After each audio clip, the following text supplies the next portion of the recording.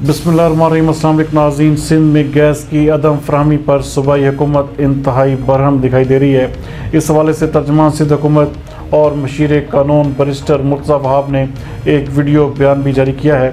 आइए देखते हैं।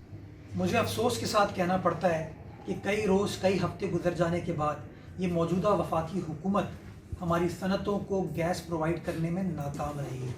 ये इस बात के बावजूद कि वफाकी हुकूमत ने ख़ुद कमिट किया था कि अगर सनती सार्फिन महंगी RLNG लेने को तैयार हैं तो उनको अनइंटरप्टेड गैस सप्लाई मिलेगी, लेकिन इस कमिटमेंट के बावजूद वफाकी हुकूमत हमारी सनतों को गैस प्रोवाइड करने में नाकाम हुई है, जिसकी वजह से हमारी सनतें अब परेशानी का शिकार हैं। अगर ये सनतें नहीं चलेंगी तो हमारा मज़दूर कैसे अपना रोज़गार कमा पाएगा, कैसे इन्वेस्टर पैसे कमा पाएगा, कैसे पाकिस्तान ज़र मुबादला कमा पाएगा। इसके साथ साथ जो हमारे घरेलू सार्फिन हैं, जो हमारे ट्रांसपोर्ट के सार्फिन हैं, उनको भी गैर एलानिया या एलानिया लोड शेडिंग का सामना है, जो कि इस बात को वाज़ेह तौर पर अयां करता है कि मौजूदा इमरान खान साहब की हुकूमत अपने किसी भी वादे को पूरा करने पर बिलीव नहीं करती, उस पर यकीन नहीं रखती। मैं एक बार फिर इस बात पर जोर देना चाहूँगा कि पाकिस्तान के आइन के मुताबिक, पाकिस्तान के आइन के आर्टिकल 158 के मुताबिक सूबाई सिंध को उसके हिस्से की गैस मिलनी चाहिए,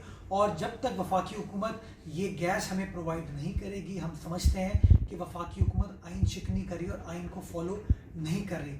वक्त आ गया है कि खान साहब सिर्फ नोटिस ना लें, बल्कि अपने किए हुए वादों को, जो वफाकी हुकूमत की आइनी जिम्मेदारी है, कानूनी जिम्मेदारी है, उसको पूरा करने का अपना किरदार अदा करें।